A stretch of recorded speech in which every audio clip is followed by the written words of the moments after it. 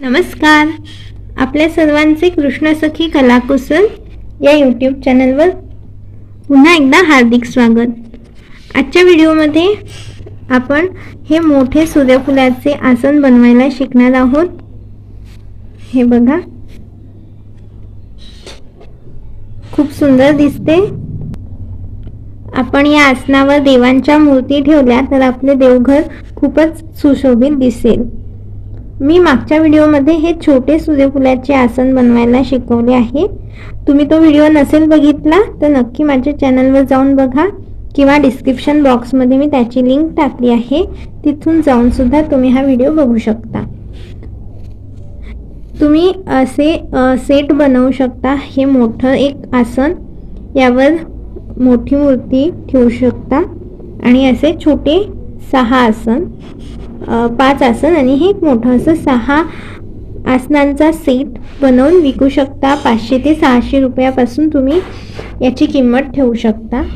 तर स्वतःचे देवघर सजवण्यासाठी किंवा विकण्यासाठी हा खूप सुंदर पॅटर्न आहे आणि मी या व्हिडिओमध्ये सोप्या पद्धतीने व्यवस्थित शिकवला आहे.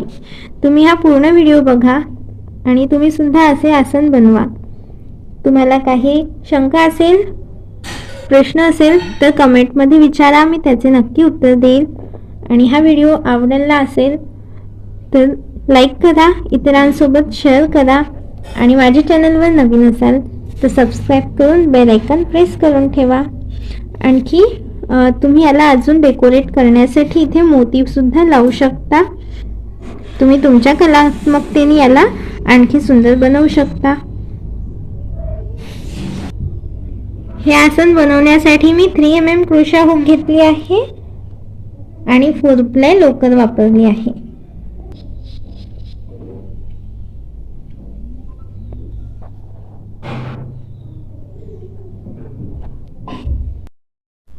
चला सुरुवात करूया. कथ्या रंगाचा धागा घ्यायचा आहे, एक मॅजिक सर्कल करायचा आणि त्याच्यात 3 चेन करायच्या, 1 2 3. त्यानंतर याच मॅजिक रिंग मध्ये 15 डबल क्रोशे करायचे आहे. हा 3 चेनचा एक पण मोजला तर असे एकूण 16 होईल आणि 3 चेनचा एक सोडला तर 15 होईल. तर असे या मॅजिक रिंग मध्ये आपल्याला एकूण 16 डबल क्रोशे करून घ्यायचे आहे. हा 3 चेनचा एक डबल क्रोशा धरून तसे आपण 16 डबल क्रोशे करून घेऊ. हे बघा, 16 डबल क्रोशे झाले. मग हा रिंग क्लोज करायचा धागा ओढून आणि तिसऱ्या चेन मध्ये याला स्लिप स्टिचने जोडायचं. आता पुढच्या राऊंड साठी 3 चेन करायच्या, पुढच्या त्याच ठिकाणी एक डबल क्रोशा करायचा, परत पुढच्या स्टिचवर त्याच ठिकाणी 2 डबल क्रोशे करायचे. म्हणजे आता या राऊंड साठी आपल्याला प्रत्येक एका स्टिचवर 2 डबल क्रोशे करायचे आहे. म्हणजे या राऊंड मध्ये आपले 32 डबल क्रोशे होईल. पहिले 16 होते, आता प्रत्येक याच्यावर 2, तर 32 डबल क्रोशे करून घेऊ. प्रत्येक याच्यावर 2 सेम स्टिच मध्ये 2 डबल क्रोशे करायचे. हे बघा, आपण असे 32 डबल क्रोशे करून घेतले आहे. 16 नंतर हे 32. त्यानंतर तिसऱ्या चेन मध्ये स्लिप स्टिचने जोडायचं आणि याच्या पुढच्या राऊंड साठी पुन्हा 3 चेन करायच्या. त्यानंतर पुढच्या स्टिचवर एक डबल क्रोशा करायचा. त्यानंतर त्याच ठिकाणी पुन्हा एक डबल क्रोशिया, पुढच्या स्टिचवर एक डबल क्रोशिया, त्याच्या पुढच्या स्टिचवर 2 डबल क्रोशिया.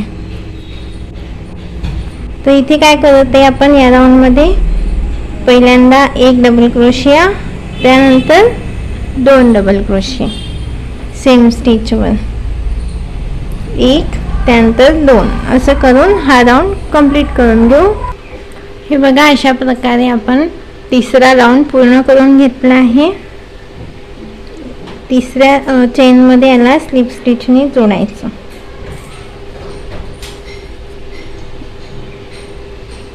एक चेन करायची आणि हा धागा कापून घ्यायचा. हे 3 राऊंड झाल्यानंतर पुन्हा हाच कलरचा धागा घ्यायचा आहे. एक स्लिप नॉट करून घ्यायची. कोणत्याही एका स्टिच मध्ये याला सिंगल क्रोशाने जोडायचं.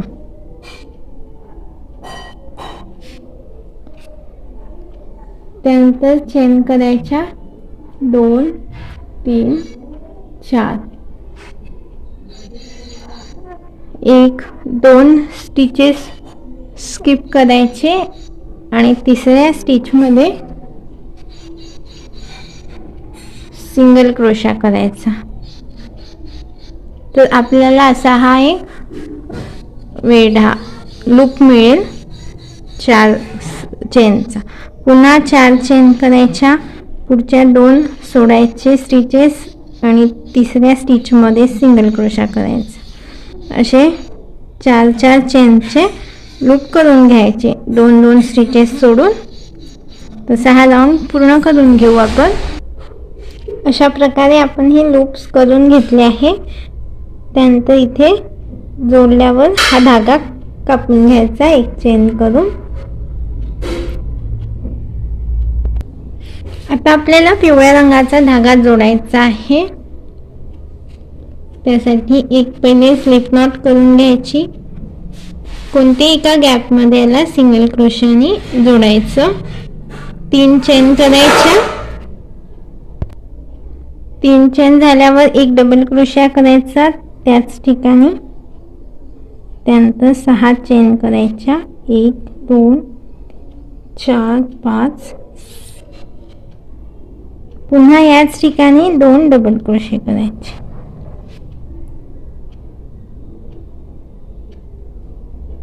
याच लूप मध्ये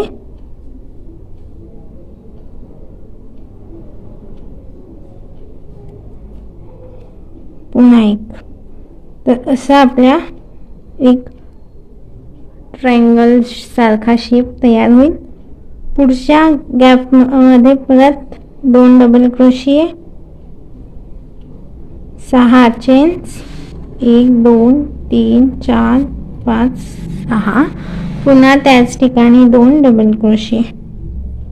तर असं करत हा राऊंड पूर्ण करून घ्यायचा आहे.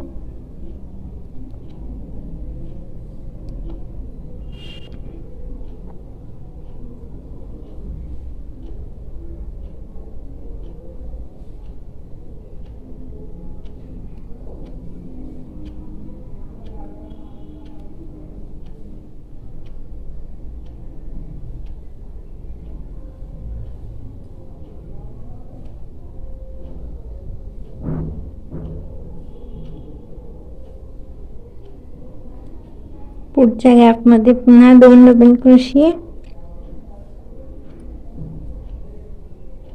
6 चेन्स, परत त्याच ठिकाणी 2 डबल क्रोशिये.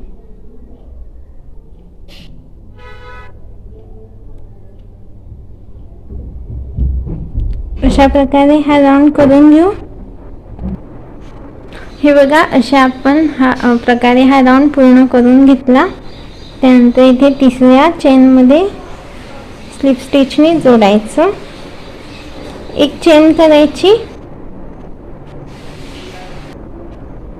आणि याच ठिकाणी 4 डबल क्रोशे करायचे. 4 डबल क्रोशे करायचे. 1 2 3 4. 2 चेन करायच्या. पुन्हा याच लूप मध्ये 4 डबल क्रोशे करायचे. 1 2 3 4. त्यानंतर बघा हे जे 2 डबल क्रोशे आहे त्याच्यानंतर इथे जोडायचं. 2 डबल क्रोशे सोडून द्यायचे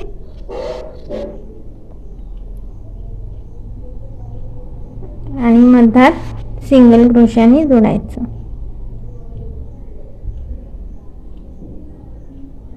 तर ही बघा आपली कशी पाकळी तयार झाली. पुन्हा इथे 4 डबल क्रोशे करायचे, 2 चेन आणि 4 डबल क्रोशे एकाच ठिकाणी. 3 4 2 चेन, परत त्याच ठिकाणी असेच 4 डबल क्रोशे. 1 2 3 4. तर ही पाकळी तयार झाली. त्यानंतर इथे सिंगल क्रोशा.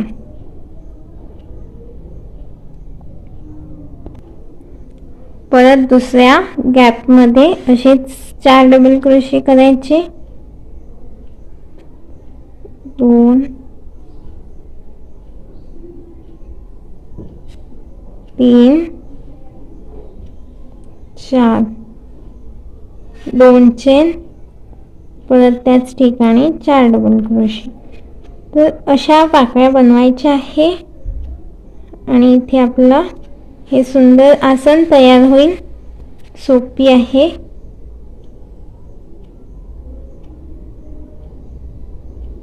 मग इथे 2 डबल क्रोशे सोडून सिंगल क्रोशाने जोडायचं. प्रत्येक गॅप मध्ये अशा पाकळ्या करून घ्यायच्या आहे. तर हे झाल्यावर दाखवते. हे बघा अशा प्रकारे आपण या सगळ्या पाकळ्या बनवून घेतल्या आणि स्लिप स्टिचने जोडून एक चेन करून धागा कापून घेतला. तर असं आपलं हे सुंदर आसन तयार झालं आहे. यावर आपण अशा प्रकारे देवांच्या मूर्ती ठेवू शकतो. तुम्हाला हा व्हिडिओ खूप आवडला असेल, लाईक करा, इतरांसोबत शेअर करा आणि माझ्या चॅनलवर नवीन असाल तर बेल आयकॉन प्रेस करून ठेवा.